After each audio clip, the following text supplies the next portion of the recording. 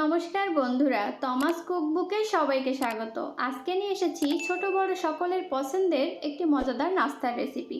চলুন দেখে নিই। আমি এখানে 4 পিস পাউরুটি নিয়ে নিয়েছি। পাউরুটির সাইডের কালো অংশগুলো আমি কেটে ফেলে দিব। এবার একটি পাত্রে নিয়ে নিচ্ছি 3টে ডিম। আপনারা আপনাদের পরিমাণ মতো নেবেন।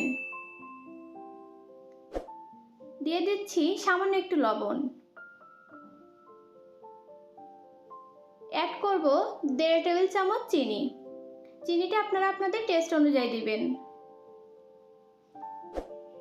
এবার একটি হুইস্কার দিয়ে মিশ্রণটি আমি ভালোভাবে মিশিয়ে নিব। চিনিটা না গলে যাওয়া পর্যন্ত আমি এটিকে মিশিয়ে নিব।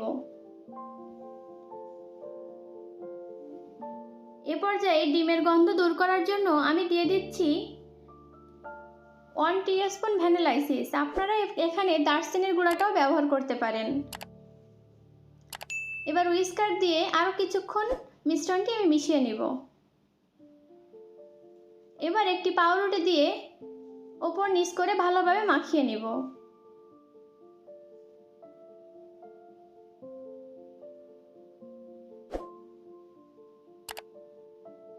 দেখুন বন্ধুরা, এইভাবে চেপে চেপে মাখিয়ে নিতে হবে। আমার সবগুলো পাউরুটির গায়ে মিশ্রণটি মাখানো হয়ে গিয়েছে।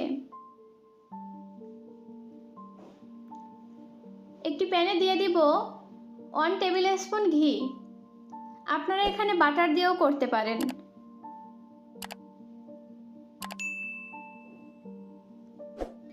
এরপর যে চুলার আঁচ থাকবে মিডিয়াম লো।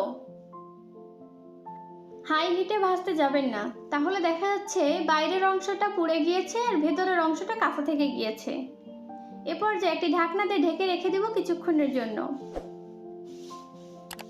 এবার এটিকে উল্টিয়ে পাল্টিয়ে আমি ভাজি করে নিব।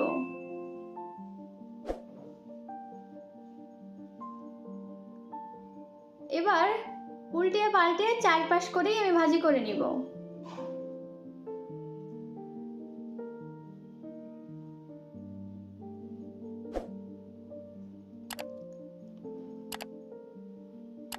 আমার রেসিপিটি আপনাদের কেমন লাগলো কমেন্ট করে জানাতে পারেন। নতুন নতুন রেসিপি পেতে চ্যানেলটি সাবস্ক্রাইব করতে পারেন। সবাইকে দেখার সুযোগ করে দেওয়ার জন্য ভিডিওটি শেয়ার করে দিতে পারেন। আপনারা কীরকম রেসিপি দেখতে চান আমাকে কমেন্ট করে জানাবেন।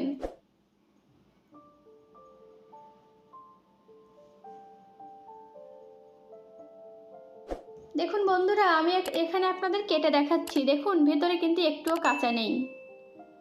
ধন্যবাদ।